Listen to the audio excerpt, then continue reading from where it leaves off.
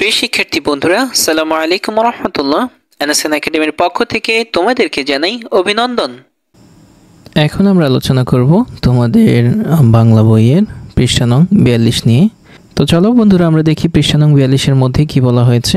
পৃষ্ঠা নং 42 এর একদম টপের মধ্যে আমরা এখানে দেখতে পাচ্ছি, এখানে একটি হেডিং দেওয়া হয়েছে এই মর্মে যে অর্থ বুঝে বাক্য লিখি।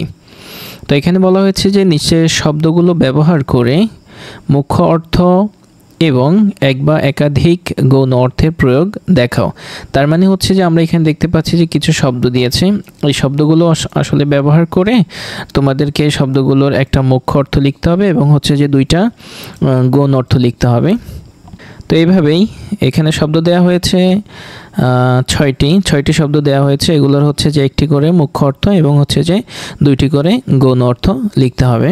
সো ডিয়ার স্টুডেন্টস, এটি হচ্ছে যে আমরা আমাদের আনসার সেকশনে খুবই সুন্দরভাবে তোমাদের জন্য সাজিয়ে রেখেছি আর তোমাদেরকে সেখানে নিয়ে যাব। আর সেখানে নিয়ে যাওয়ার আগে তোমাদেরকে বলে নিচ্ছি, যদি আমাদের ক্লাসগুলো তোমাদের ভালো লাগে আমাদের ভিডিওতে একটি লাইক দিবে এবং হচ্ছে যে আমাদের চ্যানেলে সাবস্ক্রাইব করে আমাদের সঙ্গে থাকবে।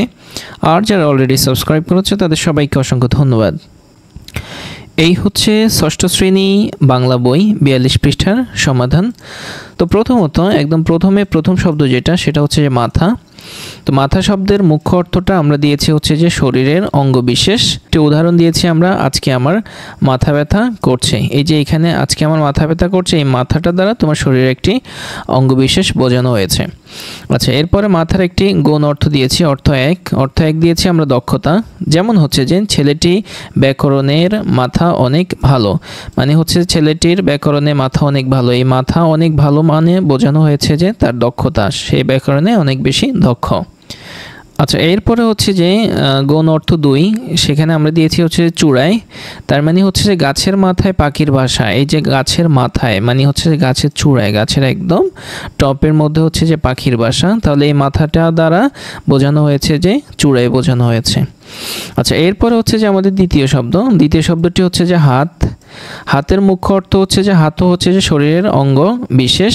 যেমন হচ্ছে যে হাত দিয়ে মাছ ধরো, এই যে হাত দিয়ে মাছ ধরো দ্বারা হাত হচ্ছে শরীরের অঙ্গ বিশেষ, এটা বোঝানো হয়েছে। এরপরে গৌণ অর্থ এক দিয়েছি আমরা হচ্ছে দায় মানে হচ্ছে যে এই কাজে রহিমের কোনো হাত নেই। এই যে কোনো হাত নেই, এই হাত নেই মানে দায় নেই। এরপরে হচ্ছে যে গৌণ অর্থ 2 হচ্ছে যে দক্ষতা দিয়েছি আমরা। এখানে হচ্ছে যে উদাহরণটা, আমার মায়ের রান্নার হাত বেশ ভালো। এখানে হচ্ছে যে মায়ের রান্নার হাত শব্দটি হচ্ছে যে একটা এখানে দক্ষতা অর্থে বোঝানো হয়েছে। তার মানে হচ্ছে তিনি খুবই ভালো রান্না করতে পারেন, তার মানে এই হাত দ্বারা দক্ষতা বোঝানো হয়েছে। এরপরে হচ্ছে যে আমাদের তৃতীয় শব্দ, 3 নম্বর শব্দ হচ্ছে যে কাঁচা শব্দের মুখ্য অর্থ হচ্ছে যে অপরিপক্ক।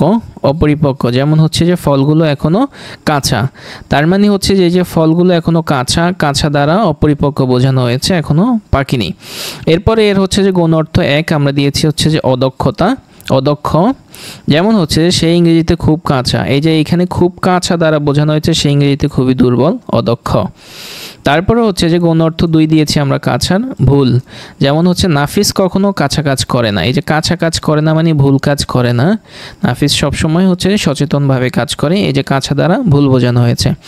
আচ্ছা, এরপরে হচ্ছে যে আমাদের 4 নম্বর শব্দ, যেটি হচ্ছে যে কাটা। এটার হচ্ছে যে মুখ্য অর্থটা হচ্ছে আমরা দিয়েছি কর্তন করা। কাটা মানে কর্তন করা। কৃষকেরা খেতে ধান কাটছে, এই যে এখানে কাটছে বা কাটা দ্বারা বোঝানো হয়েছে কর্তন করতেছে। আচ্ছা, এরপর হচ্ছে গৌণ অর্থ 1, এটা দিয়েছি আমরা বিয়োগ করা মানে খাতায় ভুল লিখলে নাম্বার কাটা যাবে। এই যে নাম্বার কাটা যাবে মানে হচ্ছে নাম্বার বাদ হয়ে যাবে, বিয়োগ করা। আচ্ছা, এরপরে এটার হচ্ছে গৌণ অর্থ 2 আমরা দিয়েছি অতিক্রান্ত হওয়া। তার মানে হচ্ছে যে আমাদের বিপদ কেটে গেছে মানে আমাদের বিপদ অতিক্রান্ত হয়ে গেছে। আচ্ছা, এরপরে হচ্ছে যে আমাদের 5 নম্বর শব্দ, সেটি হচ্ছে চোখ। এটার মুখ্য অর্থ হচ্ছে যে শরীরের অঙ্গ বিশেষ। যেমন হচ্ছে দাদুর বয়স হওয়ায় চোখে ঝাপসা দেখে, এই যে বয়স হওয়ায় চোখে ঝাপসা দেখে, এটা হচ্ছে যে চোখ শরীরের অঙ্গ বিশেষ। এরপরে গৌণ অর্থ 1 হচ্ছে যে আমরা দিয়েছি নজর দেওয়া। তার মানে হচ্ছে যে তুমি ফুল গাছে নজর দিও না, মরে যাবে। এই যে তুমি ফুল গাছে চোখ দিও না মরে যাবে। এই যে চোখ দিও না দ্বারা বোঝাইছে যে বদ নজর দিও না বা নজর দিও না, তাহলে হচ্ছে আমার ফুল গাছটি মরে যাবে। তাইলে এই চোখটা হচ্ছে যে নজর অর্থে বোঝানো হয়েছে। এরপরে গৌণ অর্থ 2 হচ্ছে যে খেয়াল রাখা। বলা হয়েছে যে এখানে রিমিকে চোখে চোখে রেখো, তার মানে হচ্ছে যে এই যে চোখে চোখে রেখো মানে চোখে চোখে মানে খেয়াল রাখা, রিমিকে খেয়াল রাখার জন্য বলা হয়েছে। আচ্ছা, এরপর হচ্ছে যে আমাদের এই পৃষ্ঠার একদম সর্বশেষ শব্দ যেটি হচ্ছে যে কান। কানের মুখ্য অর্থ হচ্ছে যে শরীরের অঙ্গ বিশেষ, যেমন হচ্ছে যে নিয়মিত কানের যত্ন নাও। এরপরে গৌণ অর্থ এক হচ্ছে যে ছড়িয়ে যাওয়া, তার মানে হচ্ছে যে কথাটা যেন পাঁচ কান না হয়। এই যে পাঁচ কান, এই যে এই পাঁচ কান, কান দ্বারা বোঝানো হয়েছে যে ছড়িয়ে যাওয়া। আচ্ছা, এরপরে সর্বশেষ গৌণ অর্থ দুই, এটি হচ্ছে যে সতর্ক থাকা, যেমন হচ্ছে রাতে চোর আসতে পারে, কান সজাগ রেখো। এখানে কান সজাগ রেখো মানে হচ্ছে যে তুমি সতর্ক থেকো, কান সজাগ রেখো মানে কি সতর্ক থেকো, তার মানে এখানে কান শব্দটা হচ্ছে সতর্ক থাকা অর্থে ব্যবহৃত হয়েছে। তারপরে সর্বশেষ লেখা হয়েছে যে লেখা শেষ হলে সহপাঠীর বাক্যের সঙ্গে তোমার বাক্যগুলো মিলিয়ে দেখো, এটা বলা হয়েছে। সো ডিয়ার স্টুডেন্টস, এটি ছিল হচ্ছে যে তোমাদের 42 পৃষ্ঠার সমাধান। আশা করি তোমরা বুঝতে পেরেছো, আর আমাদের সঙ্গে থাকার জন্য অসংখ্য ধন্যবাদ।